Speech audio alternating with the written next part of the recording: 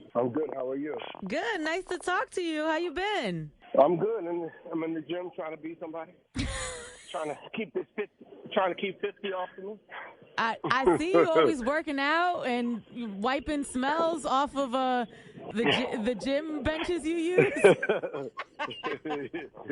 Yeah. Marlon Wayans is joining us. Ladies and gentlemen, Mina SayWhat in your midday on 100.3 Phillies R&B. Marlon, last time I saw you was pre-pandemic. I believe you were at the Punchline. You were absolutely hilarious. I was crying at one point. That's how funny you were. And it's funny, you go to these comedy Thank shows you. sometimes, and, you know, you have your high moments and then some moments where it's like, eh. No, you was hitting them jokes, Marlon. And I was like, yo, I think Marlon might be the funniest Wayans brothers. Like, you were that amazing. Well, thank you so much. I never want to be the funniest one. It's too much pressure. One of the funniest is fine with me. But, I'm getting better. I think what the audience has seen, most of the time you see an artist and, by the time they come out, they're at their peak. Y'all watch me at my worst. So, and then over time, I'm starting to get better and I'm starting to peak. And that's what's different about my career. Is like I'm reverse engineered. I feel like my best years are ahead of me. And people have been watching me develop for 30 years. So if you never heard of me and I just came out, they'd be like, yo, he's hilarious.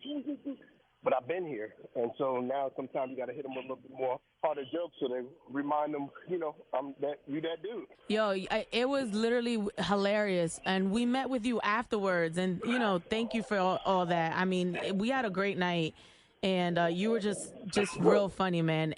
So that's why today when we're doing this interview, I'm like, people need to come out and see you because you are coming back. Parks Casino, the Microphone Fiend Tour, August 12th. And I tell everybody, you are a must-see comic that I feel like people need to see on the road. You're just that funny. Thank you, baby. I appreciate you. How much I owe you for this? No, nothing. All right, good. Come on back. I changed my stuff up a lot, so depending on what I'm feeling.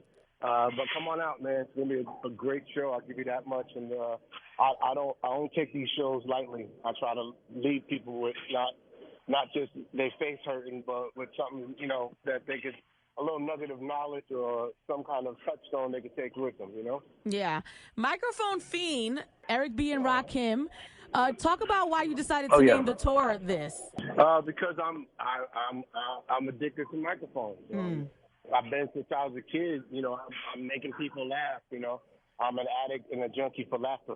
And so, I'm not just a pusher, I'm a user and an abuser. So I just want to get everybody high on laughter because I just feel like the world needs it right now.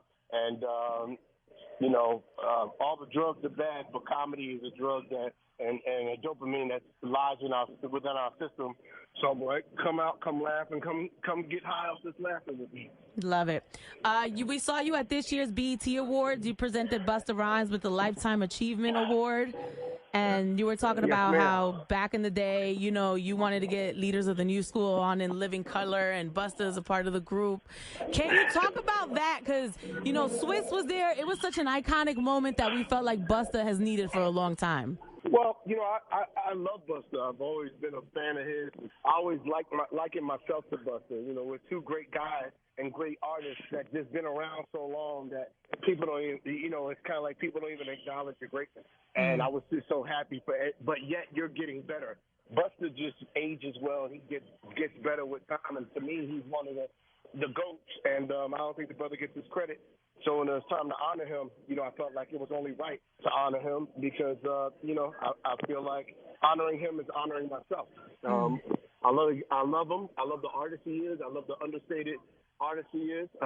And I love that people sleep. It allows them to just keep getting better. And one day they'll figure it out. Right. Look, you said you were having lunch with Mona Scott Young, and that's how this came about. What do you talk to her about at lunch? Like, what is that conversation like? A lot of laughs. Mona's funny. Of course it's about business and stuff, and talk about how we can find ways to do some business together. But she's from New Jersey. I'm a New Yorker, so we can just talk about any and everything. And we've both been in the business so long and have so many mutual friends and associates that it wasn't work sitting with Mona. It's like you sit with your peers and you just have a great conversation. It's like sitting with one of my sisters. Right. So we all know that SAG-AFTRA is striking, the writers, the actors. There's a lot going on. What are you doing with your free time, Marlon? Because we know you do all of that. You act, you write, you direct, you produce. You do all of that. So now you have this free time. What are you doing with it? I don't have no free time. There's more.